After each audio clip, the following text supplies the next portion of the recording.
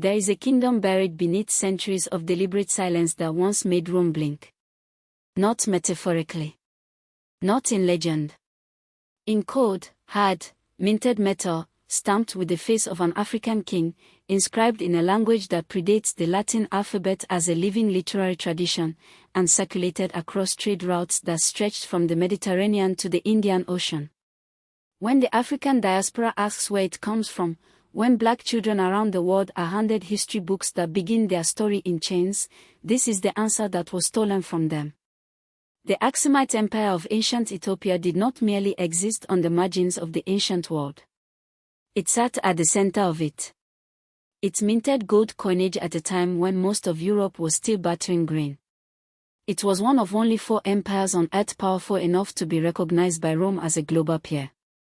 And for over 300 years, Rome copied its monetary innovations while its scribes quietly erased the name of the kingdom that taught them. This is not ancient trivia. This is the architecture of stolen identity. And reclaiming it is one of the most powerful acts of resistance any member of the African diaspora can perform today. To understand why Aksum matters, you have to travel back to the 1st century of the Common Era, to the highlands of what is now northern Ethiopia and Eritrea, in a region called Tigray. Here, at the crossroads of ancient trade routes connecting the Red Sea port of Adulas to the interior of Africa, to Arabia, to India, and to the Mediterranean world, a civilization rose that would redefine what the ancient world looked like in terms of power, culture, and commerce. The Aksumite Empire, named after its capital city of Aksum, emerged as a dominant force between roughly 100 CE and 940 CE, nearly a millennium of continuous civilization. At its height, it controlled trade across the Red Sea, subjugated kingdoms in South Arabia, and exerted political influence that shaped the geopolitics of the known world. The ruler who most dramatically placed Aksum on the global monetary stage was King Endubis, who reigned in the late 3rd century, around 270 CE.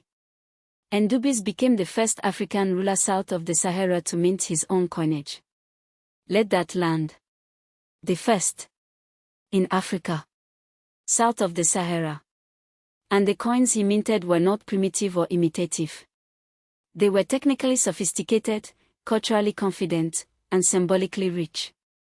They depicted his royal portrait, his face, his crown, his identity, framed by inscriptions in both Greek, the lingua franca of Mediterranean trade, and Guizi, the ancient Ethiopian script that remains one of the oldest continuously used writing systems on earth.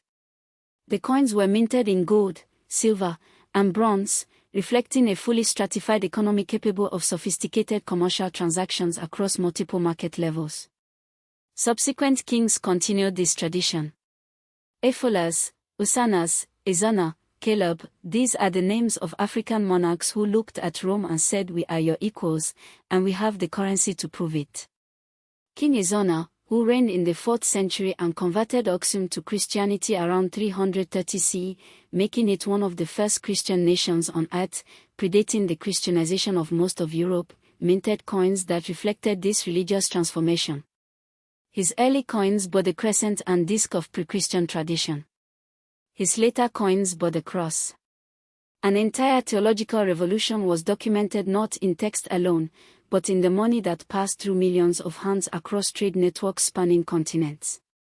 Ezana's inscription on his coins, written in Greek, Guizi, and sometimes a 3rd script related to South Arabian languages, declared his kingship not as a plea for recognition but as a statement of established fact. This was a civilization that knew exactly who it was.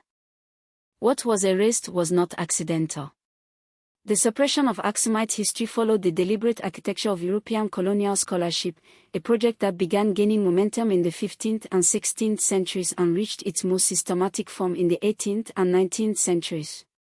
As European powers carved Africa into colonial possessions and constructed the intellectual justification for doing so, they needed Africa to be a continent without history, without civilization, without self-generated achievement.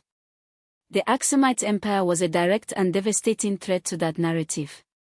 An African empire that minted gold coinage 3 centuries before many European kingdoms had even centralized enough to consider it, an African civilization that Rome officially recognized as one of 4 great world powers, alongside Persia, China, and Rome itself. According to the Persian prophet Muni's writings, this history could not be allowed to circulate freely. So it was managed.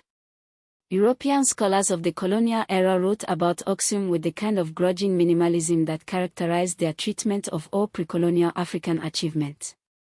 When they could not deny its existence, they questioned its authenticity. When they could not question its authenticity, they reframed it as an anomaly, a fluke, an exception, a civilization that must have been influenced by outside forces rather than generated from within African intellectual and cultural soil.